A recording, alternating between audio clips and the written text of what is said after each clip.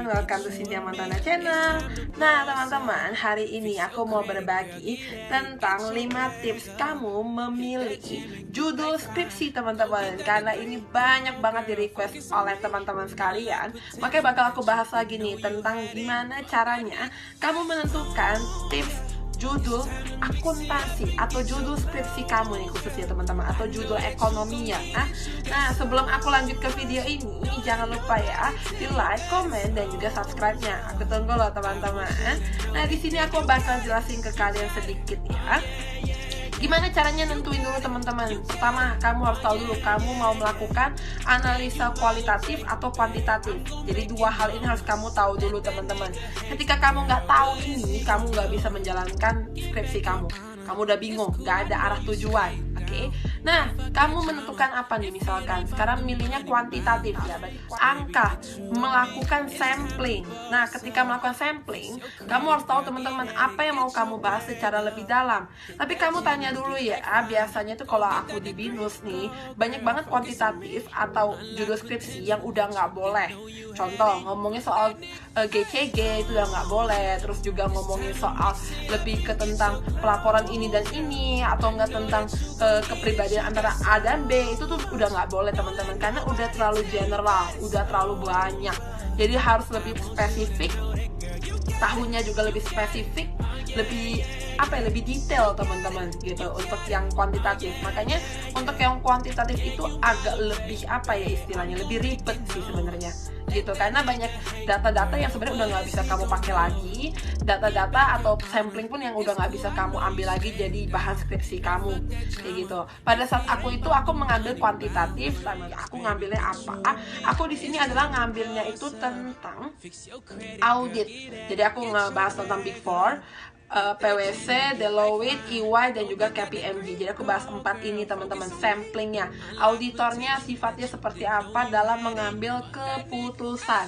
Karena aku kan jurusannya audit teman-teman. Aku jadi lebih fokus ke bagiannya auditnya sendiri gitu. Terus juga kalau misalkan kalian lebih sukanya nggak mau sampling, nggak kenal orang-orang, bingung nawar-nawarinnya gimana, kuesionernya gimana, ya kan? Kamu bisa sebenarnya mencoba untuk lewat secara online. Tapi kamu bahasnya yang lebih simpel aja teman-teman, tentang perilaku mahasiswa akuntansi seperti apa dalam menghadapi MEA misalkan, atau dalam menghadapi sesuatu gitu kan, dari perilaku akuntansi. Siapa yang bisa jadi sampling kamu? Teman-teman kamu, teman-teman kuliah kamu aja bisa jadi sampling kamu teman-teman.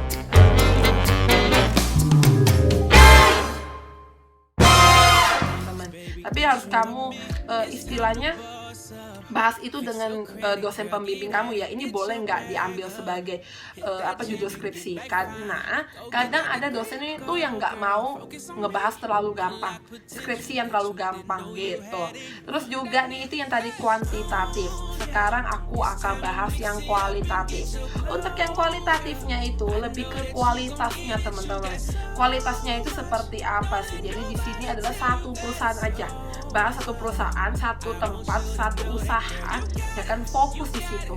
Apa yang difokusin? Bisa tentang laporan keuangan, tentang cash flow-nya, tentang dia punya pendapatannya, tentang penjualannya, tentang pengeluarannya, dan lain-lainnya gitu. Jadi kamu bahas itu secara lebih detail, satu perusahaan aja, sangat lebih ke spesifik teman-teman gitu. Tapi kan kalau kuantitatif lebih ke sana aja, spesifik seperti itu, dan kamu akan bahas itu sangat detail.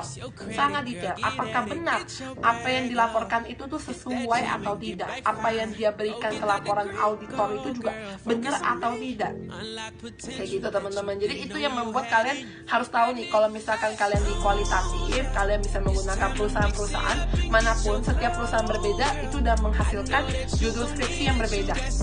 Satu perusahaan misalkan ngomongin soal PTA, kamu bisa PTA itu berhubungan dengan pelaporan keuangan, satu. PTA berhubungan dengan cash flow, 2. PTA berhubungan dengan penjualan retailnya, 3. PTA melakukan manufacturing pada periode ini sampai ini, 4. Itu gampang teman-teman dalam satu perusahaan kayak gitu. Jadi tergantung kamu perusahaan itu yang mau kamu pilih apa, dan deket atau enggak, bisa dapetin datanya atau enggak. Pas itu gampang teman-teman dalam satu perusahaan kayak gitu. Jadi tergantung kamu perusahaan itu yang mau kamu pilih apa, dan deket atau enggak, bisa dapetin datanya atau enggak gitu. Terus juga kalau misalkan kalian bisa ganti dengan tahun-tahunnya teman-teman, dari tahun ini sampai tahun ini, dari 2010 sampai 2015 seperti apa gitu kan, atau ngomongin soal LQ45 pada tahun 2010 sampai 2015 seperti apa aja, gimana, apakah ada pergerakan atau tidak, kenapa membuat LQ45 ini selalu perusahaannya sama terus, nggak pernah berubah. Itu bisa kalian bahas secara lebih dalam teman-teman gitu. Jadi sebenarnya judul skripsi itu gampang sih, asal kalian tuh mau korek-korek aja dikit gitu, teman-teman. Thank you ya teman-teman yang udah nonton video ini. Jangan lupa di like, comment, dan juga subscribe-nya. Aku tunggu lah teman-teman. Thank you, have a nice day, bye bye.